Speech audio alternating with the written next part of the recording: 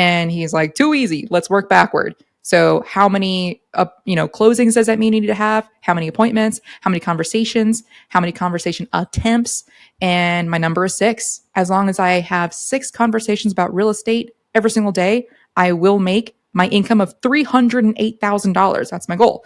And so that's it. It's numbers. It's just working backward. I don't know. I love it.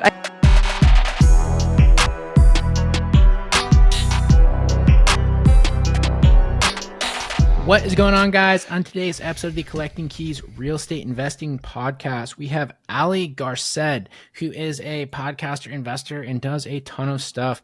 And it was a super awesome episode because basically her short-term backstory is that she, started as a veteran, worked for the government, went on, became a realtor, and now has gone and gotten financial independence and is trying to really elevate that by paying down her mortgages and doing all these sort of things that are like kind of counterintuitive to what a lot of real estate people say, right, as like their common knowledge. But the stuff that she does is simple, repeatable, and it makes sense. And, there was just like so many things in this episode that kind of leave you wondering, like, why doesn't everybody just do this? Like, it's obviously not that hard with what she said. It's like any other good investor, simple steps. And I like how she talks about the business aspect of being an agent. So we know there's a ton of agents out there, and a lot of them don't treat it as business. They treat it as kind of like summer camp, and then they're not agents for very long, where she kind of went under the wing of a great mentor and really looked at the analytics of her business and talks about like how many people she needs to talk to every day just to meet her financial goals, which aren't, measly. They're good goals. Like, it's legit. She's doing great with her financial independence. Yeah. I mean, like I said, it's such a repeatable process that there's no reason that other people cannot follow in the exact same footsteps. For sure. And even at the end, she talks about how she wants to pay down her properties to really boost her cash flow. And she did something that does not happen very often, where she talked about this methodology that apparently is very common that Dan and I had never even heard of before. Mm-hmm. Like, it's just this whole complex way that she is paying down. I say it's complex. It's actually not that complex, but this way that she's paying down her property significantly faster using these other lines of debt and things. And it's very fascinating. She can go into the details. I still don't fully understand it. We're going to have her come and talk to our instant investor members about how to use this strategy. Right. Because, like, once again, it's something that we've never explored, never heard about, and that doesn't happen very often because we've been around the block for a little while. Anyways, guys, enjoy the show with Ali Garced. Absolutely reach out to her as well. She leaves you her phone number at the end. If that isn't a big green flag that she wants to say what's up, I don't know what is. So reach out to her. She has a lot going on, and she has a wealth of knowledge. And enjoy, guys. It's a great episode with Ali Garced. All right, guys, we are here today with Ali Garced from the Invest to FI podcast. And you are an agent, investor, all around just awesome person. And so we're super excited to have you on the show here today. Ali, thanks so much for coming on. Mike, Dan, thank you for having me on. I really appreciate it. I'm excited. Yeah, absolutely. So I guess for people who don't know who you are, all the stuff you've done, all the stuff you're working on, kind of give us a lowdown. How'd you get into real estate? How'd you get into kind of the current stuff you're working on? Let's just start from the beginning and go from there. Yeah. So born and raised in New York, fast forward to me joining the military, and therefore me having access to the VA loan. That's how I got started with real estate investing in 2016. And, of course, read Rich Dad, Poor Dad, but everyone, not to hate on that book, but that book it's all fluff, no tactical. So I was super excited when I heard about Bigger Pockets and, hearing about more tactical information, the how-to, because I am huge on checklists. What is the next step? What do I need to do right now? As opposed to theoretical. But so read a couple of books there, and I actually was pretty miserable at my W-2 job. And that is what fueled the fire of me realizing that I needed to start working on something for myself, a way out of my W-2. And that's what led to fast forward to now, where I have a small portfolio of properties with my wife. We have 7 properties, 8 doors. And what we do is move in. We do owner occupied loans. So we just move into a property, live there for a year and a half. If we want some extra sanity, move out and move to the next property. And we just rent out the old ones. We've done some purchases that are out of state, sight unseen, and not all properties have we lived in. So, but yeah, we've definitely utilized the VA loan, conventional loan, traditional, like vanilla, middle of the road type financing can get you far. I achieved I achieved financial freedom last month. And that's not just because of the rental properties though. That's, also the residual income from me being an agent as well. And so I'm working on paying those properties off now. Everyone talks about, $100, but you really don't need that much. Yeah, I think that's such a super valid point that a lot of people overlook. And also, too, I appreciate your comment about Rich Dad Poor Dad. That was actually one of our jokes at our little GoBundance meetup that we had a couple weeks ago. Was people get so into these books, and they're always like, and then they don't seem to realize that you can honestly just like read the title and get like what it's about. And Rich Dad Poor Dad's a little bit more in the weeds, I guess. But there were a lot of people that have you read this book called Who Not How? It's about how you should find who's going to do your work and not how you're supposed to. How. I'm like, oh, I get it. I don't need to read the whole thing. You gave me the one sentence breakdown. All the books on my shelf are a quarter to half read. I don't think I've finished a book in a long time. Yeah, exactly. And every now and then you can find gold. And so like, that's why I did like a lot of the bigger pockets books, like the Burr book. I credit that one for opening my eyes to real estate or right now with our current business. Cause we've evolved our wholesaling business to a wholesaling business. Alex Ramosey's $100 million offers has been huge. Yeah. And I'm currently reading that now for the second time in a couple of weeks, just because it's been so impactful. But people just love their books. They do. There's a lot more to learning than just like reading. You actually have to take action after. Yeah. And just like Alex Ramosey says, a lot of that is just mental masturbation where like it feels good to learn. It feels good to pretend and feel like you're taking the next step when really you're just running on that hamster wheel. If you're not actually out there in the field, you're not really progressing. So. Yeah. Yes. It's people's excuse to not have to do the hard stuff. Yeah. But that is what it is. So what, when you say you're not happy at your W-2, was that because you worked for the government? Was that the W-2 you're referring to? Yes. I was, just wanted to clarify that. Of course, my views, do not represent the views of the DoD. I served as an active duty officer for a decade in the Air Force. I separated as a major at the time. I just wanted to replace that major income. I was making $107,000. I wanted to become a real estate agent. So I went from being a federal agent to a real estate agent. And everyone's like, what? You're not going to go work for the FBI after this? Because that's like the next stepping stone. I'm like, no, I want to be a realtor. And they're like, you're crazy. And you're a weirdo. Yeah, right. So I matched my income, month 8. And now I'm like on the way to triple it. And it's just been, I'm so glad that I just focused on something that I liked. So, and I'm sure a lot of people can relate to. Not everyone's happy in their W-2s. Start working for yourself. Yeah, right. Well, you jumped into something that you actually have upside that you can control. Yes. Especially if you're in a serious bureaucracy, which the government is the ultimate bureaucracy, right? Yeah. You can crush it. You can be the best person, but you're still going to be capped, especially on a year-by-year basis. Same if you work for any like large corporation. Like I used to work at Boeing, and that was the biggest thing that I realized was I can do super well, but I'm still only getting a 5% raise this year. Yeah. So what's the point? You know? So yeah, it's good that you realize that. But no matter how hard you work, the other person, at least in the government, where like the one really good thing that I liked about the government is women get paid the same. Like we all know how much we're making. So there is no there is no favoritism when it comes to that. It's black and white. You're a captain, you make this much. You're a major, you make that much. But with that said, you can be the hardest working major and you're making the same amount of money as the shit bag. Like what is the point? There is no incentive to work hard. There isn't. Mm-hmm. Yeah. And that's why those people get into those roles and they just stay there forever until they rot and then they're all miserable. Right? Yes. That's just the way that it goes. Yeah.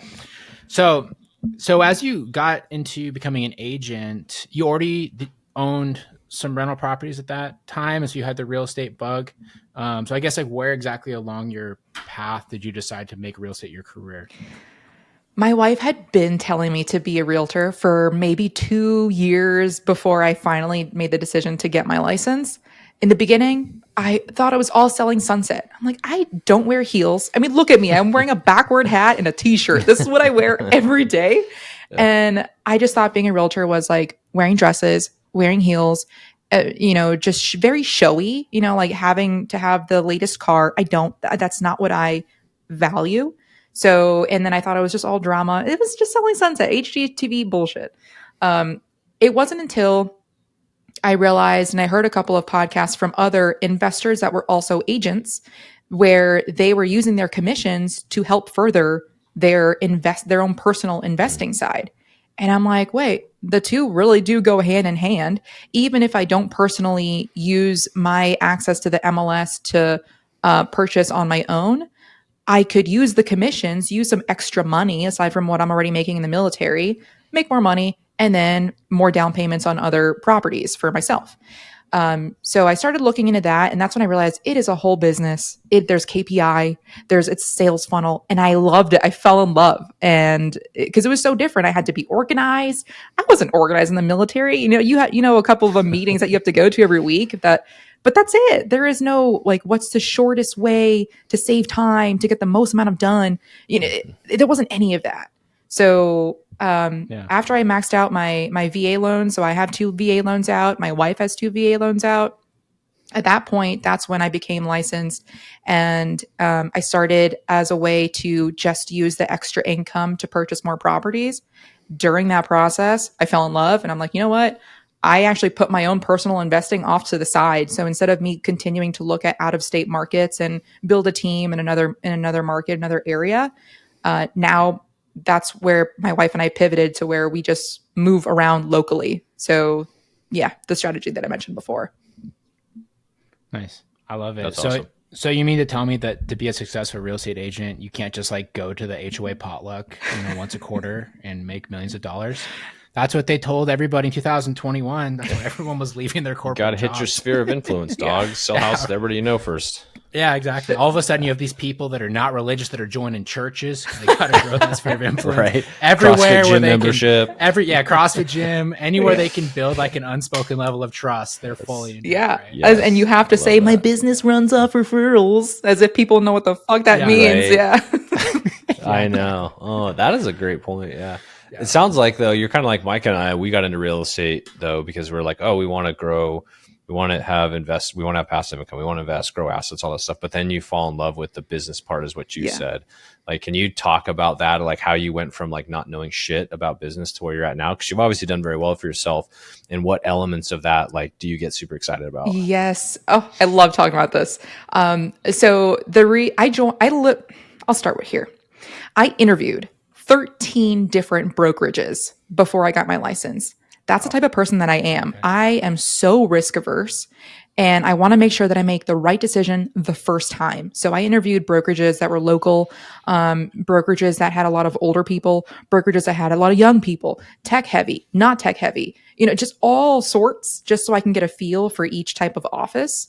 And the group that I ended up joining, I wouldn't have it any other way. They gave all of the checklists, all the resources, the scripts, the canned emails, everything that I needed to just plug and play for free, no team split. And since then, I've added even onto that with like adding the 200-step onboarding process for agents, because as I was going through it, I knew that I wanted to build something out for agents that wanted to join under me in EXP. So they have everything for free. There's no team split. You can't find that anywhere else. So the amount of giving and like the abundance mindset and being surrounded by people that were just so giving, the more you give, you will receive. That was different from the mentality that I was surrounded with in the military, where it was like, how can I stand out? It's me, me, me. I want the promotion. I want whatever. Mm-hmm. It was night and day difference. And so on top of that, there we have free coaches. So like my sponsor, everyone is just like a coach and available to you. And I took advantage of that. I was scheduling my one-on-ones with them, going over my business. And that's where Ruben Garcia is my sponsor. He was a CEO for Keller Williams in Fayetteville. And then before they all moved from Keller Williams to EXP. And he was the founding block of like what helped me in my business as far as this is how much income you want to make. And I told him, hey, I'm just trying to replace my $107,000 in the military because I want to leave. And he's like, too easy. Let's work backward. So how many, closings does that mean you need to have? How many appointments? How many conversations? How many conversation attempts? And my number is 6. As long as I have 6 conversations about real estate every single day, I will make my income of $308,000. That's my goal. And so that's it. It's numbers. It's just working backward. I don't know. I love it. I hope I'm making sense. No. You're making perfect sense. Absolutely. And that same concept you can find fundamentally at the core of every single business. Yeah. So like for us on the wholesale side, it's exactly the same thing. We know our cost per deal is about $3,500. Okay. Our cost per mail piece is just over $1. So we know for every 3,000 to 3,100 piece of mail that we send, we should get a deal from that. Yes. And then you can break it down to how many offers, how many conversations we have lead to offers, how many offers you make lead to deals. And you use that to basically, you can't guarantee it necessarily, but you can focus on those lead indicators to do the things that you need to do that should statistically get you to the lag indicators, right? Or the success, right? That comes from it. Yeah. And if they don't do that, that means something about your process sucks or something about you is not going right. And that's where you like learn what you need to get better at. And so many people, they try to skip like the work part. Where you have to be honest with yourself about what that looks like. And then you improve through practice and putting in the reps. But that's awesome. That's a great mentor. So I guess, how did that work with EXP? Because I know a lot of people that have, EXT, how it is? EXT? EXP. EXP. EXP. Okay. I'm an investor, man. I've never been a realtor. I don't know. It's all good. But like, how does that work? Do they like pair you up with that person, or do you like seek them out after you jump in? Good question. Yeah, because mind you, I'm in Tucson, Arizona, and I choose the group that's all at the time. They were all in North Carolina, but that's the one that had the most benefit to me. I was able to save the most with my commission, make the most with my commission. And I had all these free coaches. Like, yes, even if they're in a different market, at the end of the day, being a real estate agent is the same thing. So with EXP, the way it works, it's all about who you choose as your sponsor. So your sponsor is what like unlocks whatever they have available to you as an agent. That's what you will be getting for your business. So it's super important that you're able to talk to your sponsor. A lot of people just kind of sign up under somebody, never hear from them again. That's not, it might work, it might work, but you want to make sure that not just your sponsor, everybody, it's seven levels up, pretty similar to the way Keller Williams does it, that you have the resources that you need to succeed. With that said, you're a 1099, you're an entrepreneur. You need to, there's no way that any entrepreneur will succeed if they need somebody over their shoulder, government mindset, W-2 mindset, saying, hey, did you do this? Yep. Hey, did you do that? You need to like not be handheld. And that was a really, really big change that I needed to make in my own mindset, where I was so used to that. We all were, that's just what we do, is we just get micromanaged. And making that switch to running your own business, you have to have some faith in yourself that you can do it yourself without anybody checking in on you. Yeah. I mean, that's massive. And I think that is why most people fail when they pursue any sort of entrepreneurial endeavors, because they don't have that. And, so let's dive into that a little bit, because I love the way that you've, where you came from doesn't necessarily translate to being a good realtor, right? So you obviously had some growth that went in through, because like you meet a lot of people that are good realtors. They come from a sales background. They come from like a hustle background.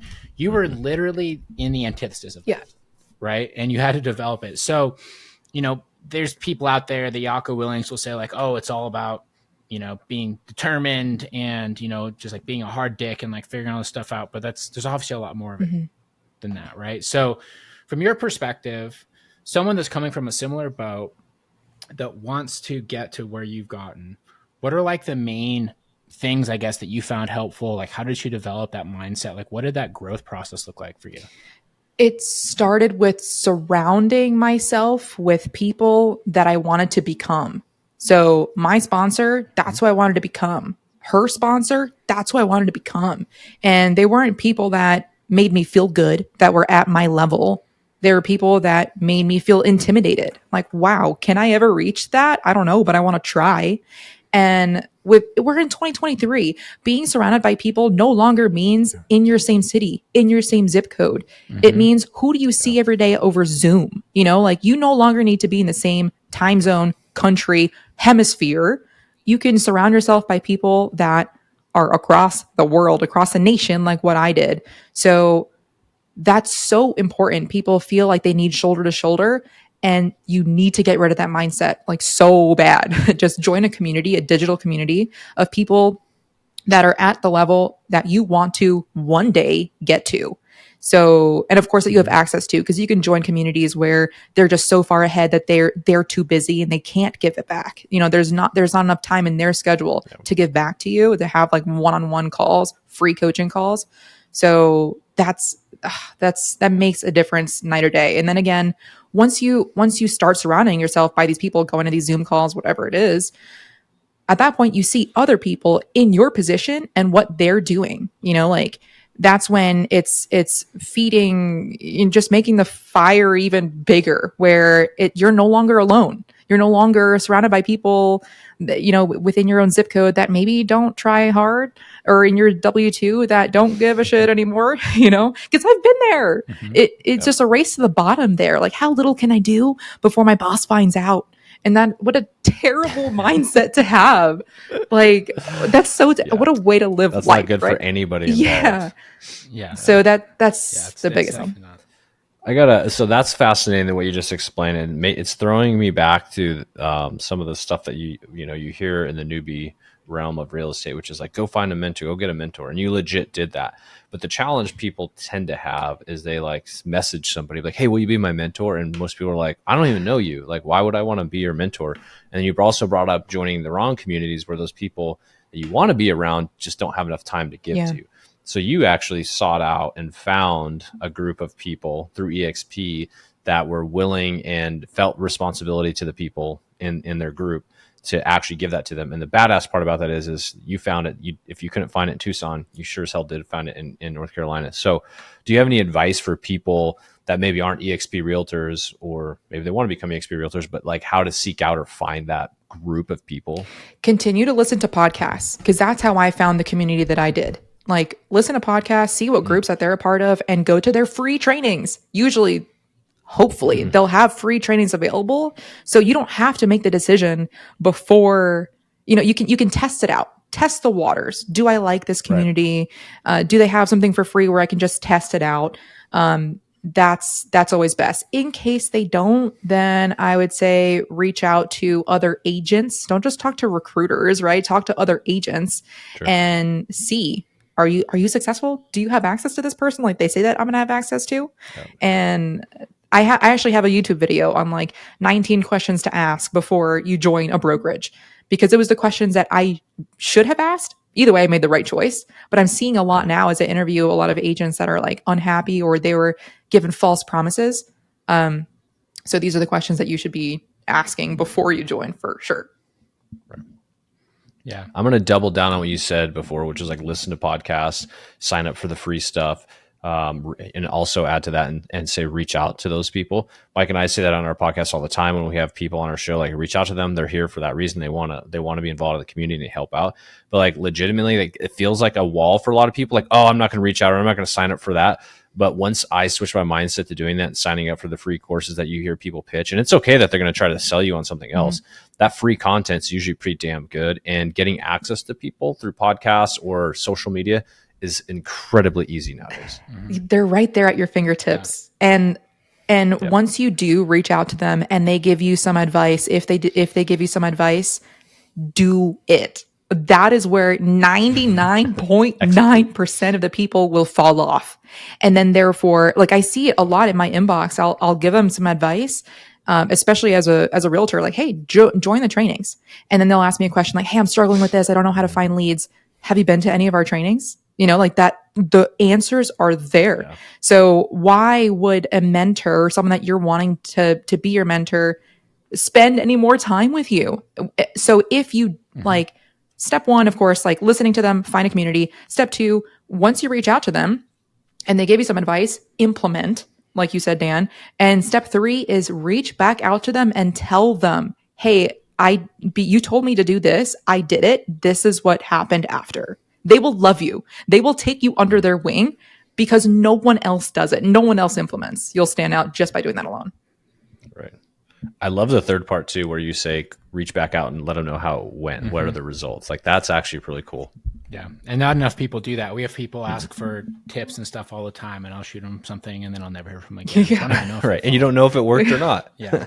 But, you know, and kind of a meta view as well on in terms of like setting up your environment who you're around. If you are someone that feels like you're kind of trapped somewhere or you don't know where exactly to start looking for it, if you really invest time into, you know, listening to these different podcasts with guys or, you know, girls, people that you vibe with, that you kind of like what they're doing, honestly, there's because the style of the content is so kind of personal, right? And so like you have such a personable relationship that you kind of develop with them, even though you're just listening to them, that kind of becomes your network, Yes. right? And that was a big thing for me. Like when I was at Boeing and I was first decided that I wanted to do something bigger, I started getting into these different business podcasts, and it changed my way of thinking, you know, because all of a sudden I'm spending a lot of my free time hearing these people that are not that much older than me, that are doing things with their life that I have interest in doing. And then you start to view the world a little bit different, right? And that's kind of like phase one. That's absolutely accessible. There's no barrier to that. Mm-hmm. And the next phase is like finding those people directly in your influence, right? And then the third phase of it is like trying to find the people that are, you know, further along you're trying to get to. And that's how you really can start to scale up from there. Yeah. But no, I think that's really good advice. And, you know, I think the big thing too, people is like a lot of people focus on trying to bring people value. Like what you hear a lot is like find a mentor, figure out how to bring them value. That's really hard to do if you're trying to figure something out. So that's why people have things like coaching programs and training programs or like being part of a brokerage. They're invested in you because they make some sort of money off you doing well in the business, right? Yeah. Or like, don't be afraid to pay for a coaching program because that is your way of bringing them value is you are providing them revenue. In exchange, they're more than happy to give you the information to have you stick around. And people act like that's a weird thing, but it's not. Like that's easiest business. way. It's business. It's easiest way for someone who is new to bring value to someone that is experienced is to give them money. Yes. It's not that hard. Yeah. Yeah. Right. And especially like in our community, EXP gets a bad rap for that. Like, oh, well, they're just there to recruit. I am financially incentivized to make your business run. Like what? And all that for 3% of what you make. That's not a 50% split like every other team out there as a realtor has. It's either 3%, which doesn't come out of your pocket. That does not come out of that agent's pocket, or 50% that you'd be paying for a team lead, all for the ability to be shoulder to shoulder. You know, like pick your heart. Yeah. Absolutely. And that's great. No, so that's awesome. So then, you know, you obviously went down that realm. Let's talk about your investments as well, since we're already kind of running up on time here, which is crazy. So I love to hear about your agent background. That's awesome. So your investments, you utilize the VA loans very heavily. You've built a little portfolio for yourself. Let's talk about that process because VA loans are a unique product, but I also know that there's tons of people out there that have access to them that just don't necessarily know how they can use them for investments. Yes. I teach the VA loan like on base and online as well. The VA loan, if you're active duty and you've served for more than 90 days and you're in good standing, you have it available to you. Or if you are a spouse of a widow and you have not yet remarried, the spouses can use the VA loan as well. So with the VA loan, the biggest benefit is 0% down payment and no PMI and no pre-penalty payment as well. So it's huge. You know, it's pretty similar to USDA loan, but of course, not everyone has access to the USDA because not everyone wants to live in rural America. But it's really good. So, and there are ways to structure your offer to get accepted, especially in military communities. Military communities favor the VA loan as opposed to non-military communities. That is going to be harder to get your loan accepted only because not all agents know how to use a VA loan. Not all lenders are used to using VA loans.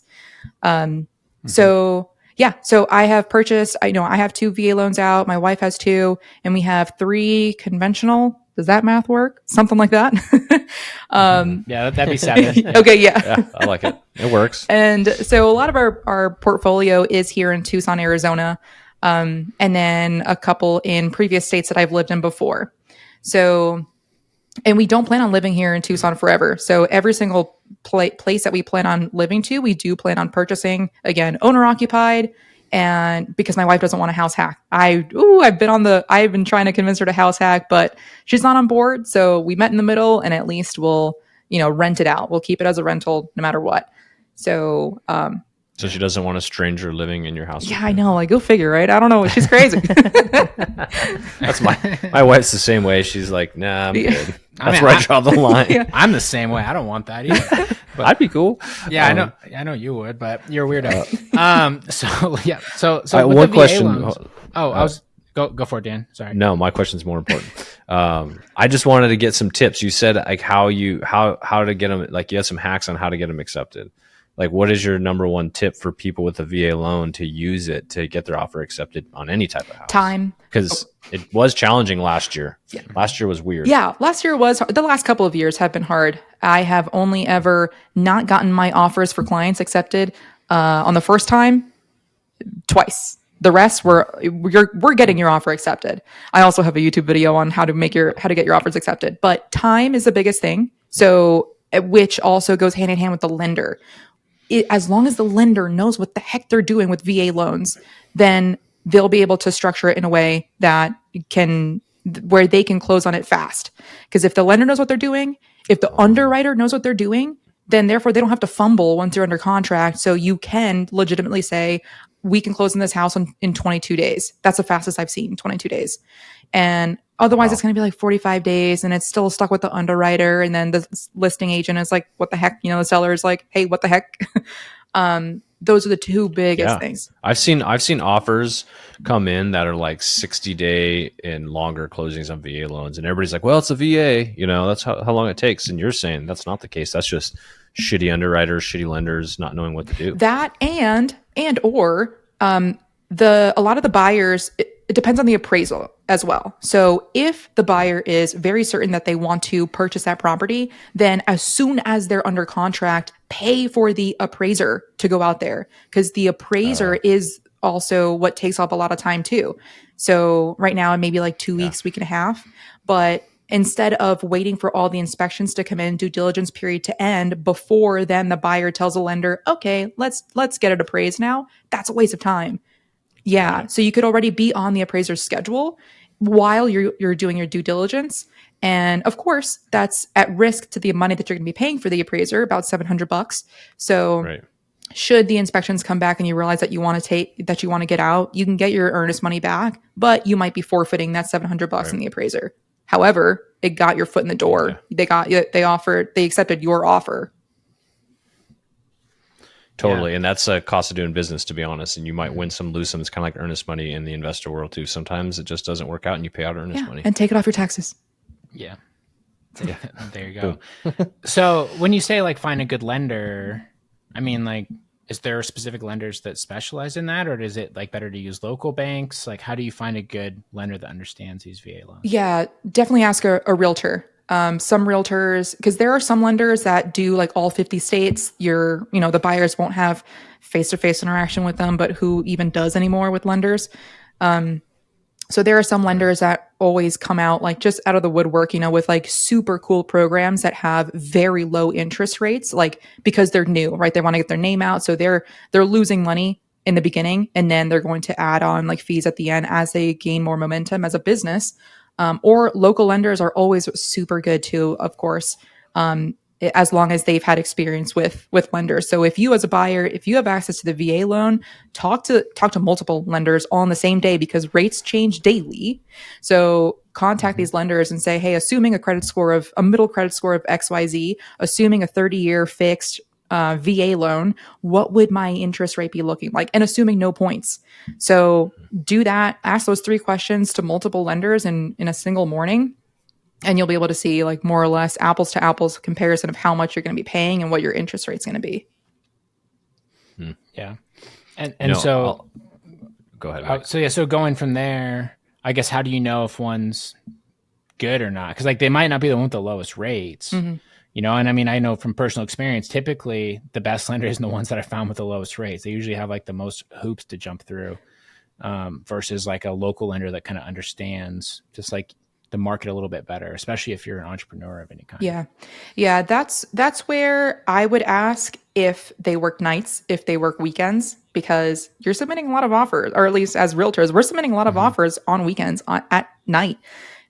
So if the lender works nights and weekends, most likely they're local. Most likely they're not going to be one of these big lending companies. So that's huge. Yeah. That's huge for you to be able to text your lender on a Saturday, say, hey, we just saw this property. We want to place an offer. Can you have our pre-qual reflect this exact amount of what we're pre-qualified for? So that's really big. And then just also asking them, how many VA loans have you done in the last 12 months, and see if is it 5 or is it 35? You know, I don't know. 30, I think 35 is low, but yeah. And going for that hustle factor pretty much being the number one thing. And then I guess, you know, from a VA loan standpoint, what are like the main gotchas that people tend to run into? I know the appraisal thing's always big if like people are trying to overbuy. But what maybe just go through like the main risk factors that people have missing a deal because of the VA loans. In the state of Arizona, you have to have a pest. I actually don't know if this is VA wide, but in the state of Arizona, you have to have a pest inspection. And of course, general inspection is good too. I kind of think general inspections they're okay. All they're going to do is point you to specific other areas anyway. So you might as well go to the subcontractors and get those inspections. Just go straight to the electrician, the HVAC, the sewer scope. Definitely got sewer scope. Some gotchas are, a lot of people think they can just out the bat invest using the VA loan. That's incorrect. It's an owner occupied loan. And if you do not intend to live there within 60 days of closing, if you do not occupy, that is mortgage fraud. Do not mess with that. You know, like you can go to prison. So everyone's like, oh, how can I game it where I can, buy a property with the VA loan, but I don't really plan on living in it. I'm like, dude, do not talk to me then. I am not going to lose my license for you to, no. So don't mess with mortgage fraud. It is a thing. And actually belaboring that point even further is a lot of people will then think, who is going to knock on the door?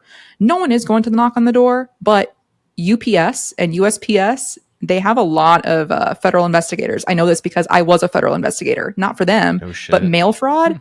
You can learn a lot as to where a person's mail is being sent to. And people don't think about that. Like, all they have to do is just say, hey, USPS, I want to know where the mail for this person is going. If you're not getting your mail at the location where you're supposed to be living at, where you're filing your taxes from, don't do that. Man, Mike, you're in trouble. I about to say, so next time you see your UPS guy, and you're like, yeah, I got a cool UPS guy. It's so nice. Realize he's probably a narc in the federal government. I'm going to throw a bag over his head and take him out back. Right. He's a snitch for sure. So don't be nice to him. So not so much the actual delivery guy, but more so the manager of the USPS.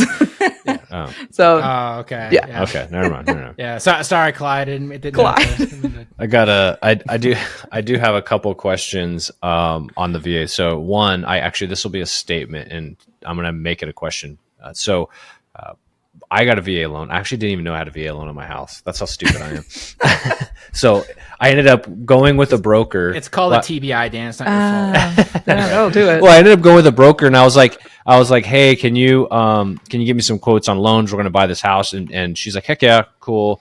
Really nice lady, did it. And she's like, okay, these are your, options. And turns out the VA one had the cheapest rates and the cheapest cost. It was like the lowest cost, everything, which I was surprised with, which is probably why I didn't bank that in my brain. I was like, yeah, go with the cheapest one. We're good. I wasn't paying attention. Got the VA loan, which worked out great. I think the rate was 2.75% interest. A year later, I got a call. My loan was sold, typical.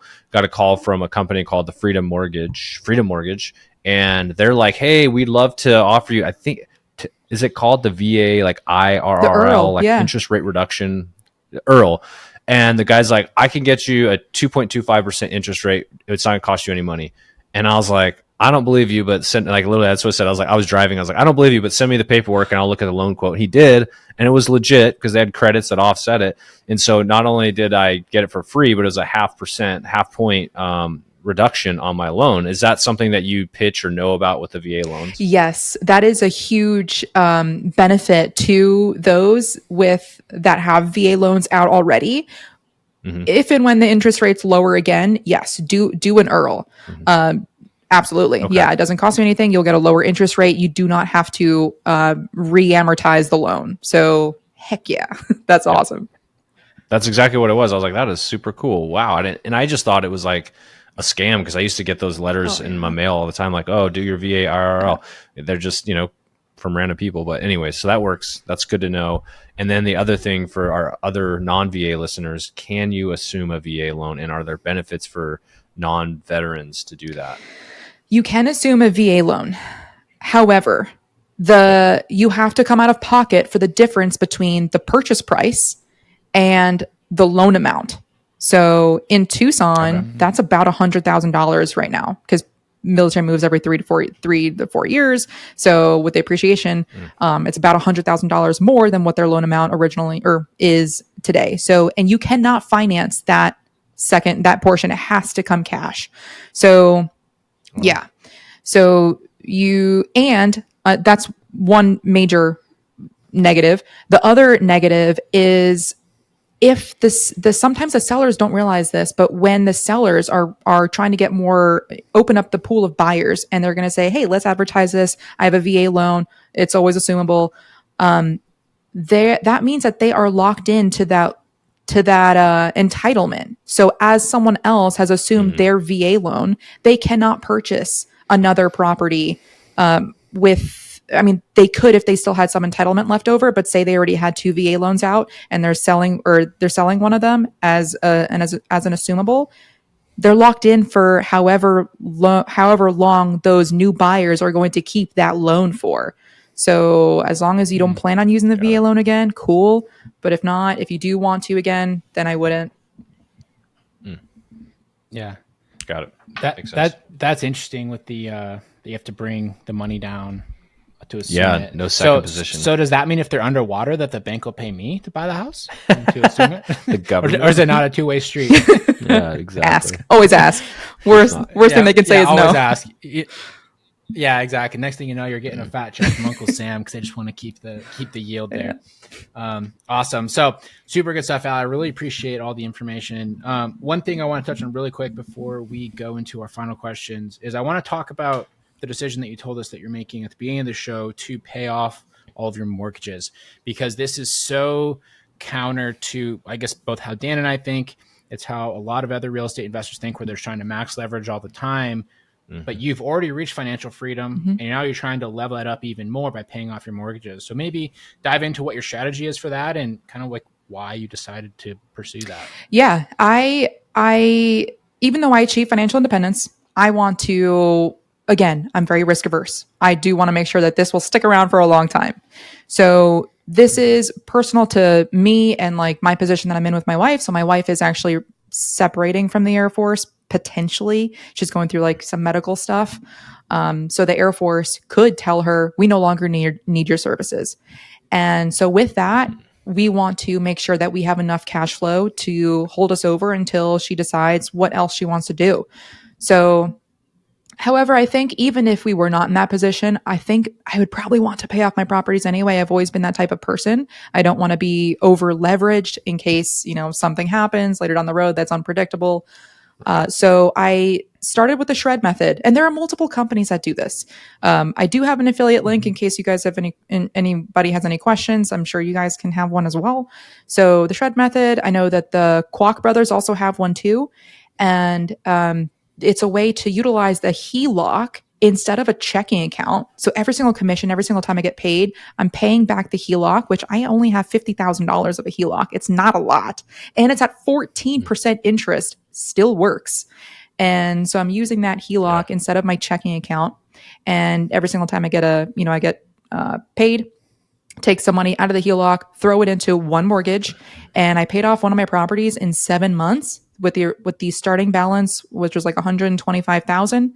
And I'm working on the second mortgage now. Should be done with that within the next other 7 months. So in a total of 14 months, I can get rid of 2 properties. And I just plan on continuing to do that just for security. Peace of mind is a lot.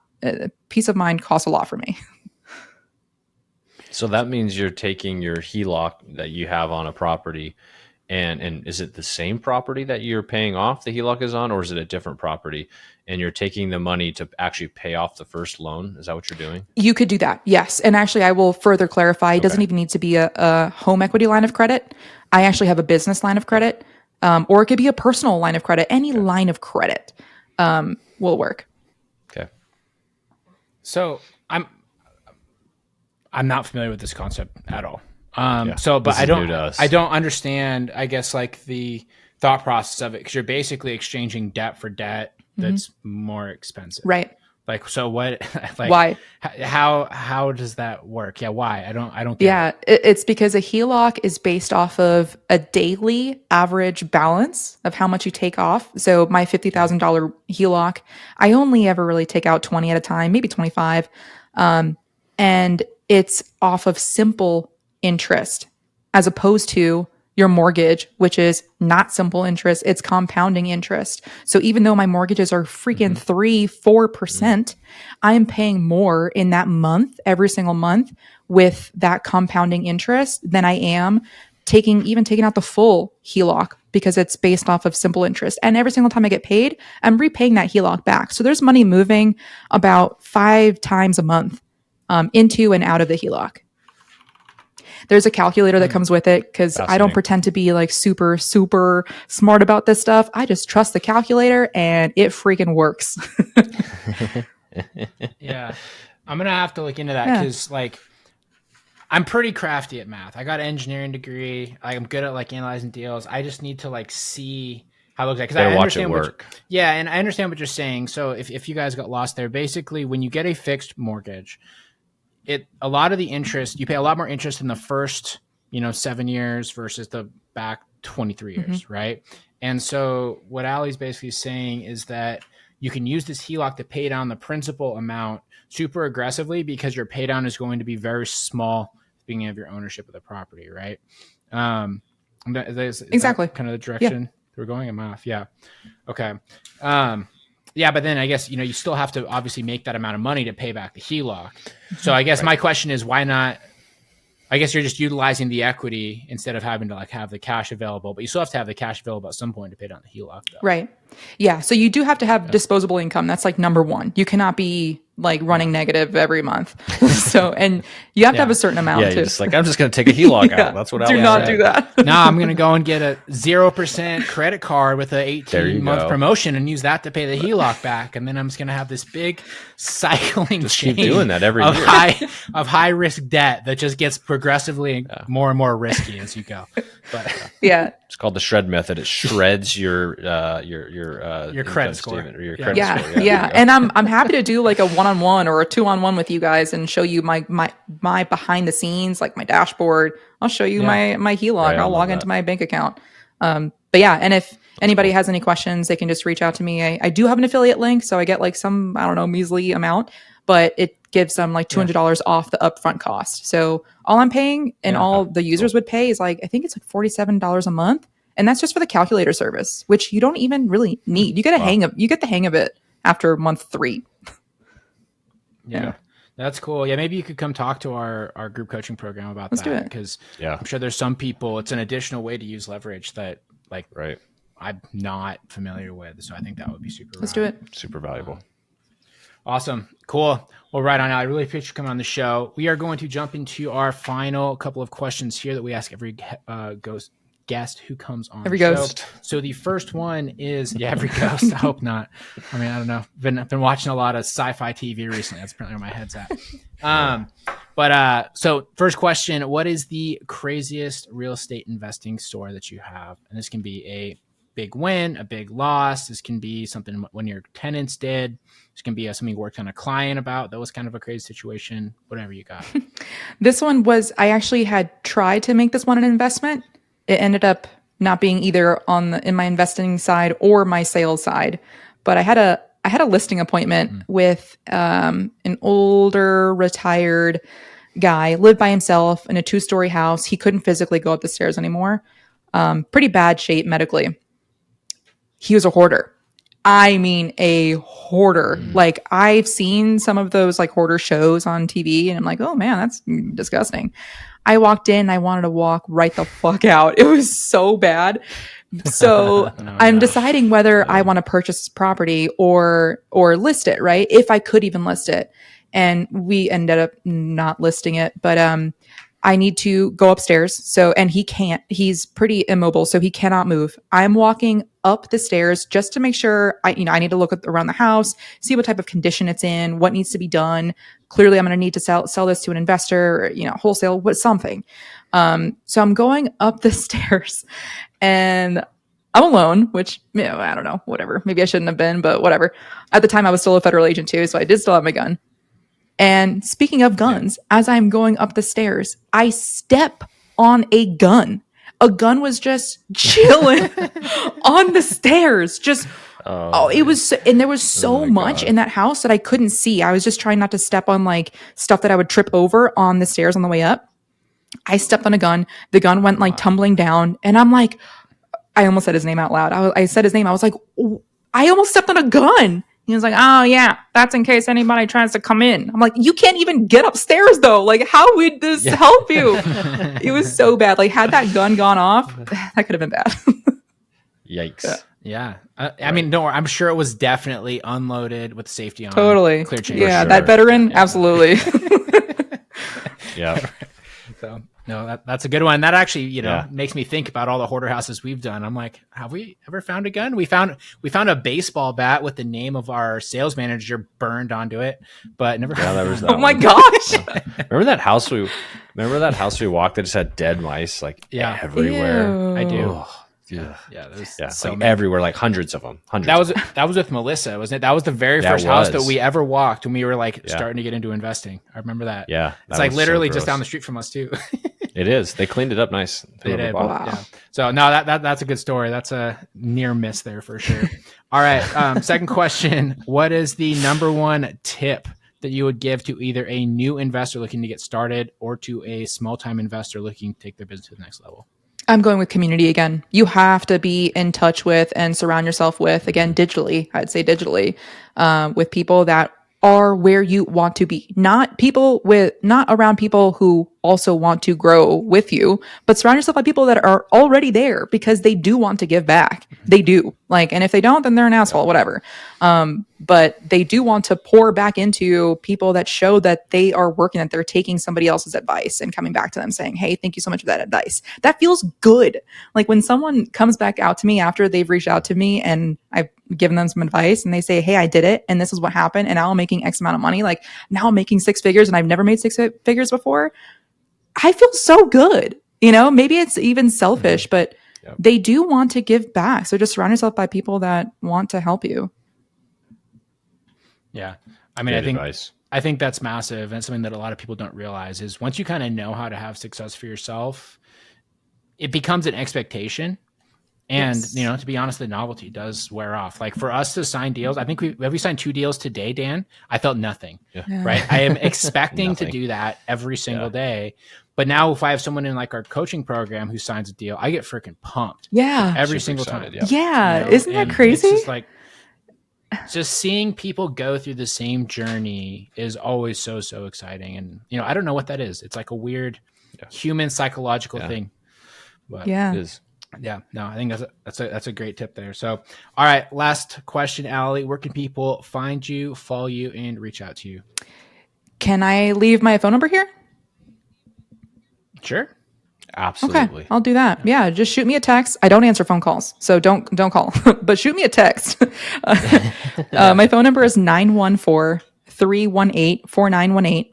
And I'm also on Instagram a lot, and my handle is Ali the Agent, and that's spelled ALI, like Muhammad Ali, but anyway, short for Alexandra, Ali the Agent. Or if you have any other questions about maybe becoming a realtor, or if you already are a realtor, my website is Garced Realty, GarcedRealty.com. So we can talk there. Yeah, perfect. Awesome. And then you want to plug your podcast too, or are you not that good friends with Craig? Actually, you know what? I haven't even mentioned the other podcast either. So I'm going to plug 2 podcasts. Oh. So Two. I knew there's one, not two. So yes, Investify, invest the number 2 FI for financial independence with Craig Kurlop, where the audience there are other investors. And it's kind of on the newer side, 5-6 months old. I started a podcast with Shelby Osborne or Shelby Johnson now, and that one is for realtors. So that one's called The Agent Goldmine. And you can find all of our free goodies, theagentgoldmine.com. Awesome. Nice. There you go. And funnily enough, our episode with Shelby is coming out on Monday. Oh, cool. So circles are small in the real estate They really community. are.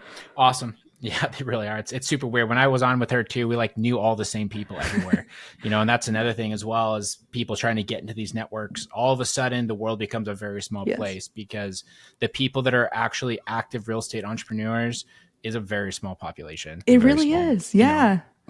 Huge names to small names are only a couple people removed all the way across the country. It's Yeah. wild. Yeah. So Shelby's my sponsor. So anybody that joins, Really? Perfect. anybody Nice. that joins under makes me, sense they get now. everything of what I offer. They get everything Shelby offers, everything. That's the community that I joined. I'm like, hey, you guys are it. Yeah. Oh, that's a great Yeah. model. Awesome. I love it. So cool. Well, thanks so much, Allie. We really appreciate you coming on the show. You had a ton of really awesome things that you dropped here. And you guys, you should absolutely reach out to Allie. She gave you her phone number. Shoot her a Maybe text. she wants, shoot her a text. If that isn't proof that she wants you to reach out, then I'll tell you. Just don't send her any feet pics. That's not an acceptable usage of that information. Just kind of just text messages. Yeah. Just DM those to Dan at Investorman Dan on Instagram said, because he would be absolutely into that. So, but anyway, Allie, thanks so much for coming on. She has given you the absolute simple blueprint to have financial independence in a way that is simple, repeatable, and not that scary. Yeah. 7 properties, 8 doors. You guys can all do that. You don't always have to be trying to buy an entire small town in the middle of the country. So, thanks for coming on the show, guys. Give her a follow. Share this with anyone who might find it interesting. And we appreciate you all. Talk to you guys next week.